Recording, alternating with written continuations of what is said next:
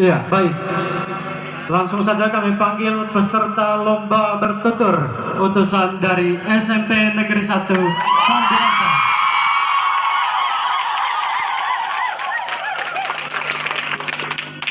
Terima kasih atas kesempatan yang telah diberikan kepada saya. Pertama-tama marilah kita panjatkan puji dan syukur kehadirat Tuhan, karena atas berkat dan penyertaannya kita boleh berkumpul di tempat ini dalam keadaan yang sehat dan selamat. Dewan juri yang saya hormati, para kepala sekolah serta Bapak Ibu guru CMKK Congkar yang saya hormati, teman-teman seperjuangan yang saya cintai, singkatnya para hadirin sekalian yang saya banggakan. Selamat pagi untuk kita semua. Selamat. Assalamualaikum warahmatullahi wabarakatuh.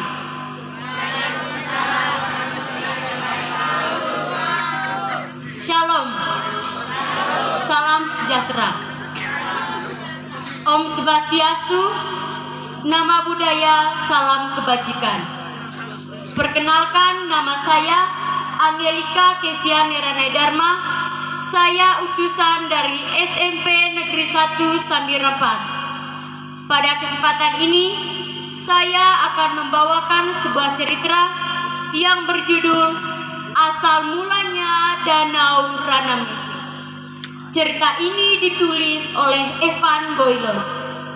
Jadi, begini ceritanya.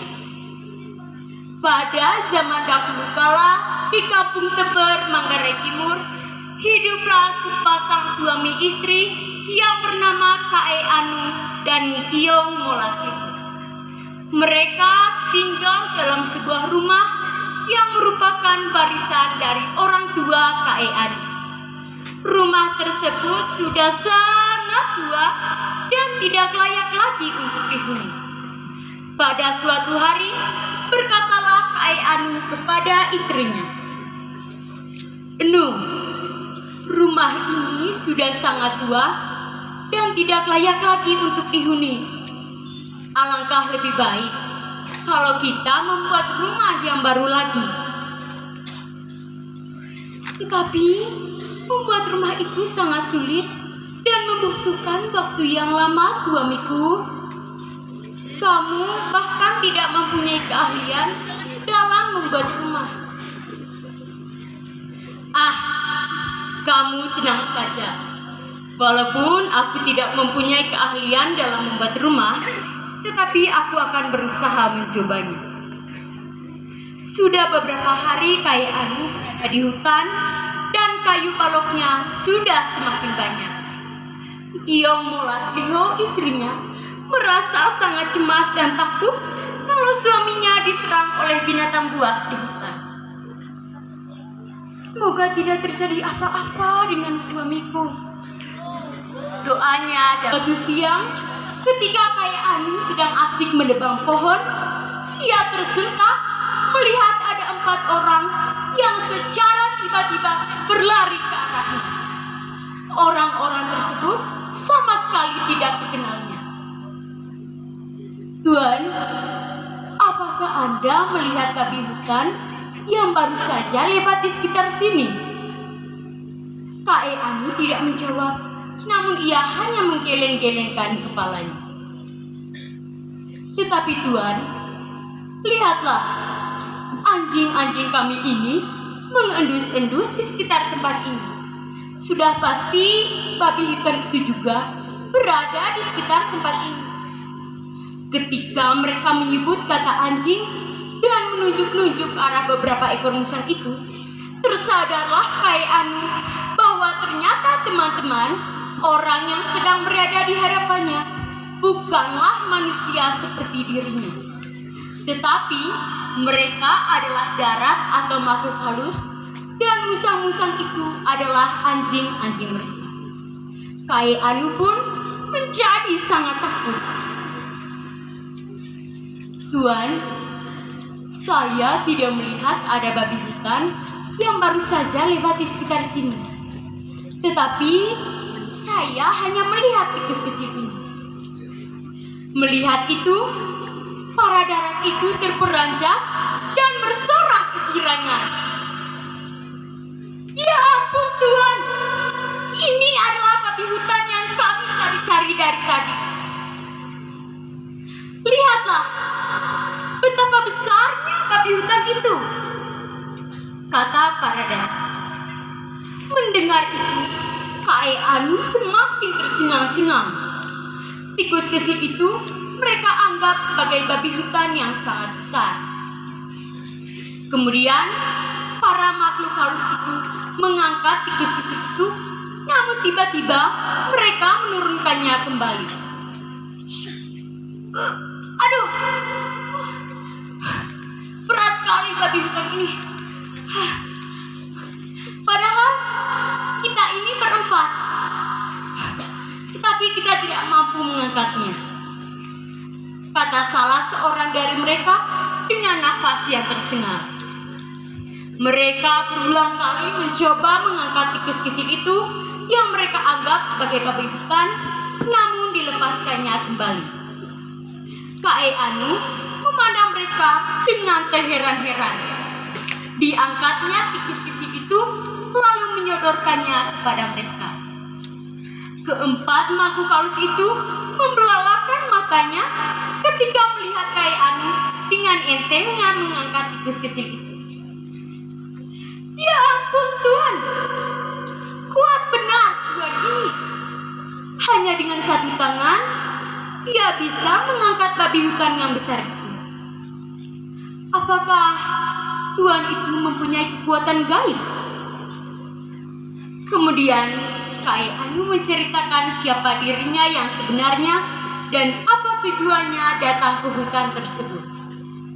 Mendengar cerita itu, para darat itu menjadi sangat takut dan hendak melarikan diri. Namun langsung dicegah oleh Kak Anu. Tenanglah Tuan-tuan, saya tidak akan mencelakai Tuan. Saya akan membantu Tuan untuk membawakan babi hutan ini ke kampung Tuan. Akhirnya para darat itu menyetujui tawaran dari Kak Anu. Kemudian mereka berangkat menuju tempat tinggal mereka. Di tengah perjalanan mereka berkata kepada Kak Anu, tenanglah Tuan, tidak akan jauh dari sini akan ada jalan raya menuju kampung kami. Ternyata jalan raya yang mereka maksudkan adalah sebuah sungai. Dan sekarang sungai itu disebut Vaidingin. Sesampainya di kampung mereka, Kak Anu semakin tercengang-cengang. Ternyata kampung mereka hanyalah sebuah danau kecil yang bernama Rana Negas. Dan yang lebih anehnya lagi teman-teman, rumah yang mereka tempati hanyalah helus atau bulus sejenis bambu kecil yang mengapung di atas air danau tersebut. Di sana banyak sekali terdapat helung dan semuanya adalah rumah para makhluk halus. Kemudian para darat itu mengantarkan Kak Anu menuju rumah gendang. Di sana sudah menunggu tetua adat serta segenap warga dan mereka menyambut Kak Anu dengan senang hati. Namun Kak Anu menolak untuk masuk karena ia tahu rumah tersebut akan tenggelam apabila ia menginjaknya. Tuan, biarkan saya duduk di luar, karena saya takut rumah ini akan tenggelam apabila saya menginjaknya. Ah, Tuan ini ada-ada saja.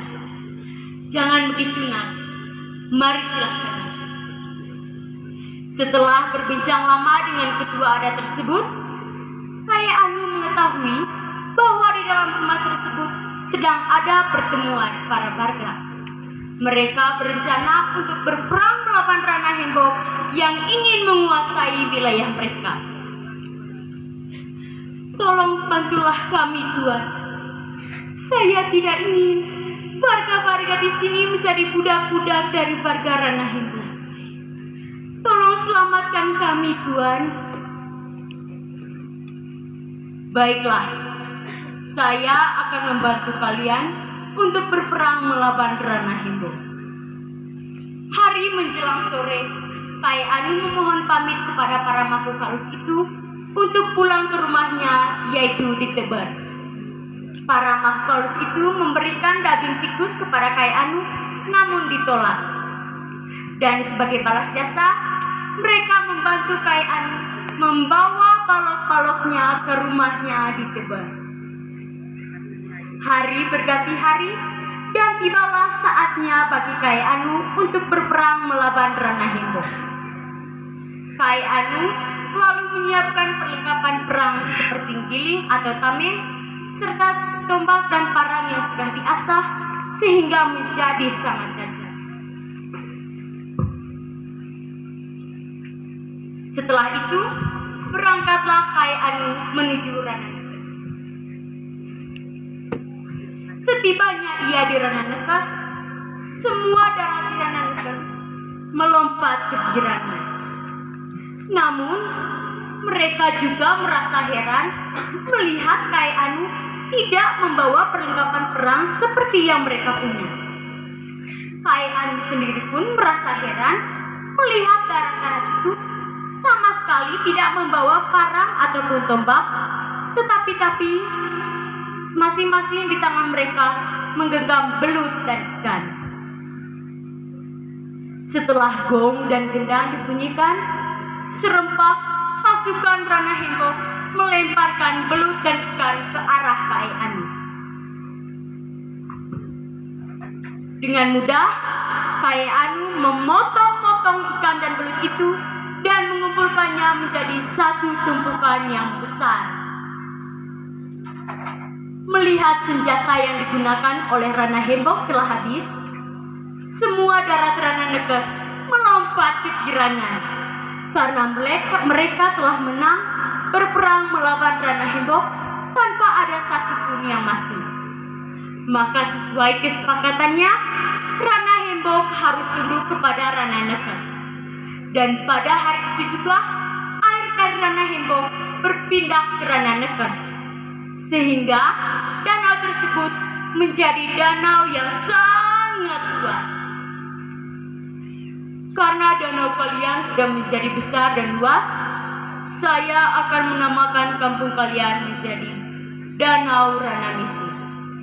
Sehingga sampai sekarang, danau tersebut dikenal dengan nama Danau Ranamisi.